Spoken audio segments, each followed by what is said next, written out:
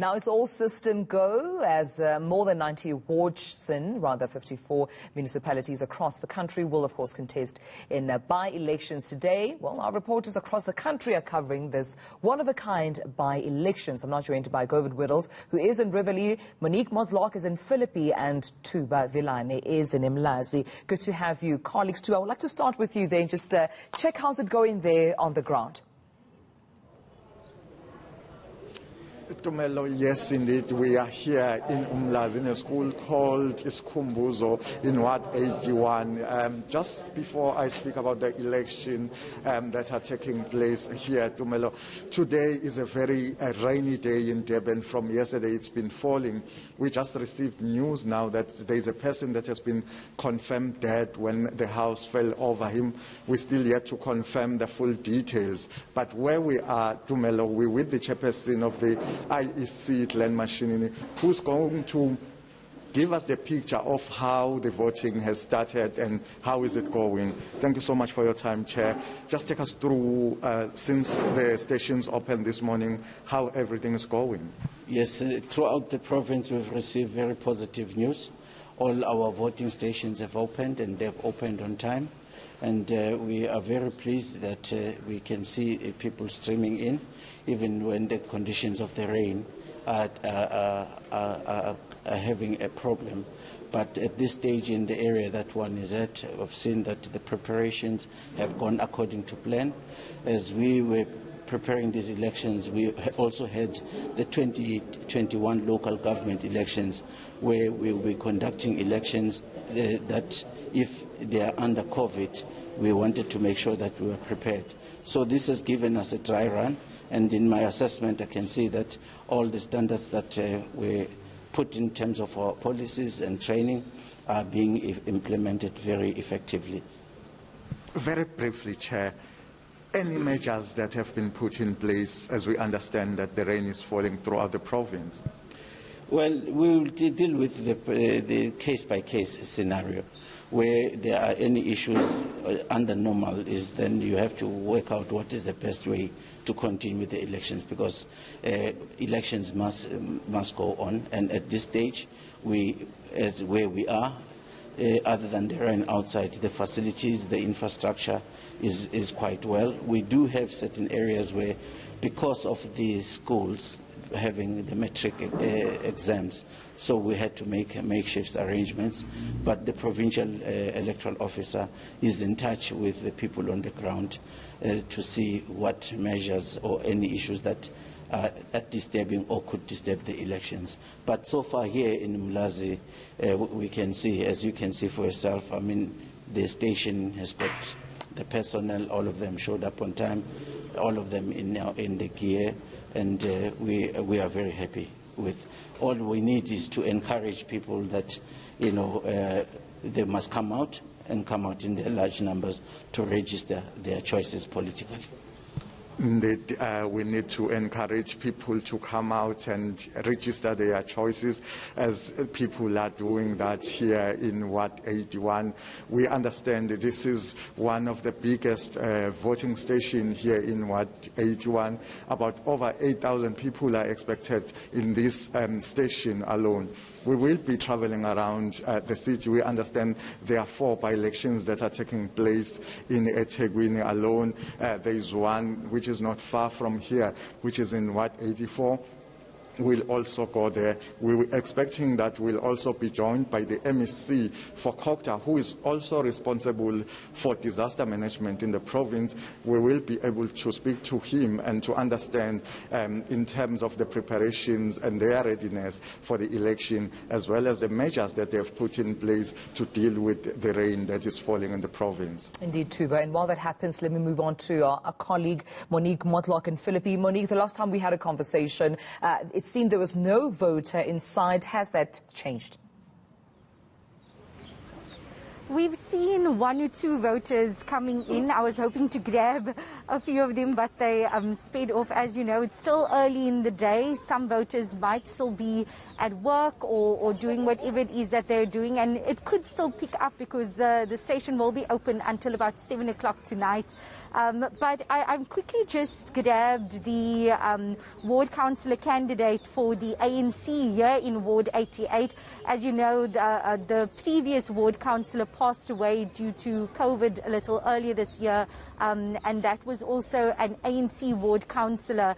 And it's quite unique because, as you know, the city of Cape Town is a DA-run metro, so the ANC obviously hoping to retain this ward, Ward 88 here in Philippi. I just wanted to chat to the candidate, Ms. Mqadi. Tell me, what are some of the, yesterday I heard from residents in Ward 88, their bread and butter issues, the issues that they are hoping to see from the next ward councillor, issues of housing being addressed, issues of electricity, proper refuse removal.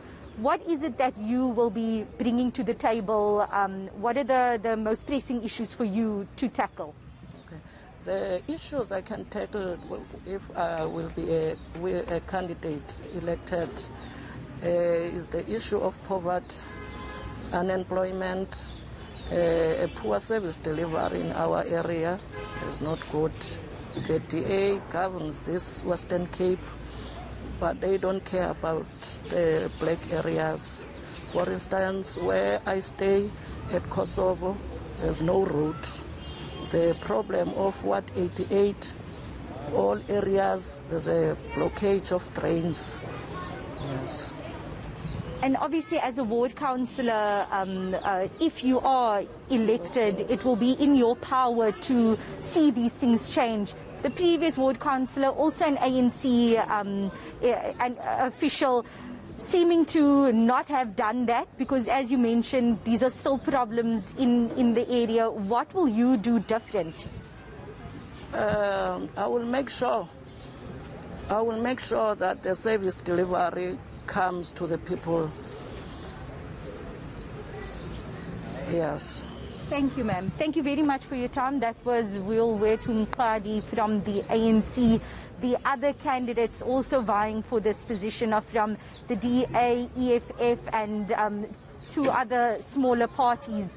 And obviously, they are also hoping to get those votes. We've seen over the last few weeks EFF members going through the area, campaigning, and outside of the venue, outside of the perimeter of the polling station, we are seeing various campaigns also taking place, or various parties setting up their merchandise and tables, just to sort of keep that in mind as voters move past them, keep their colours, their parties in mind. Right, Monique. Well, of course, as those political parties continue to campaign in that area, let's move on now to Govan Whittles. Govan is in, of course, parts of Riverlea and as well as right here in Johannesburg. And I mean, Govan, I think for that particular community, we know that it's hotly contested, especially when we're looking at parties such as the Patriotic Alliance. They seem very confident that they might just take this by-election. Yeah, they've run a big campaign, and it's reflecting here at the Wilhelmina Hoskins Primary School. You'll see the line behind me. It's moving really fast, and it seems like Riverlea is set to record a good voter turnout. The IEC expects 60% voter turnout.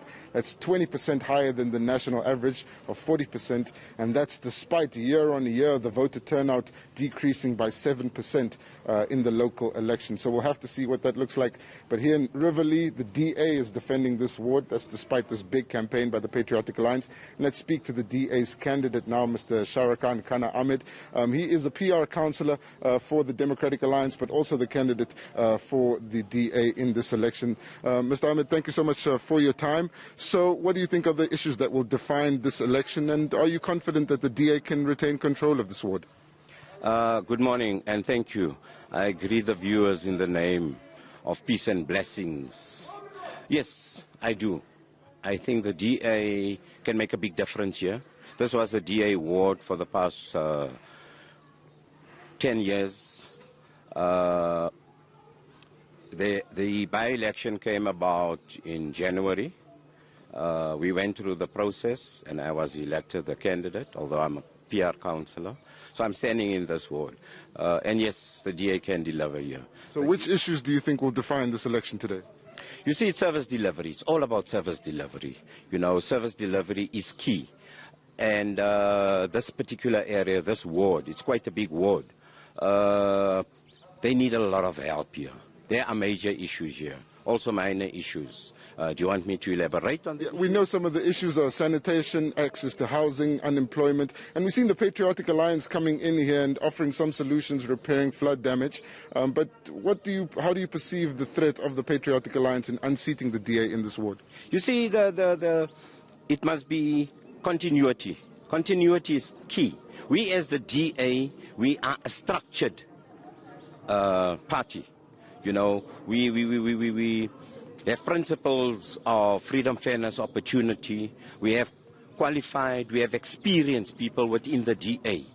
We are represented from national level, provincial level, and local level. So I can just reach out to my colleagues in province. I can reach out to my colleagues in national to take up these major issues. You know, if it becomes, because there are some issues like schools, for example, police, crime, and all that falls under the ambit of provincial government, not local government. Local government is all about service delivery, and the service delivery are the bread and butter issues of the day. You know, we have ailing infrastructure, and this is going on for years.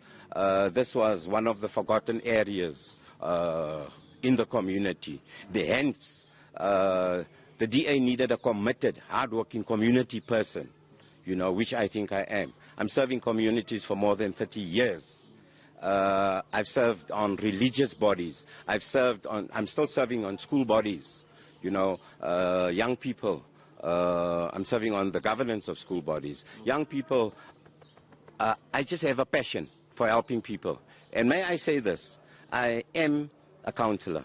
I am in politics, but I'm not a politician. I'm a humanitarian. Humanitarian helps people, and that is why I'm here to help. Thank you so much, Mr. Ahmed. We'll have to leave it there for now, but of course we'll see whether or not that will translate into votes and to have the DA retaining control of this ward. That's the candidate from the party defending this ward, but of course there are major threats from the PA and ANC. At this point, the line seems to be filling up. A lot more people are coming, and despite the big talk, it's going to be up to the votes, and we'll know by tomorrow whether or not the PA's big strategy has worked or whether the DA remains in control here. Well, thank you so much for that update, Govan, Thuba and Monique Mortlock.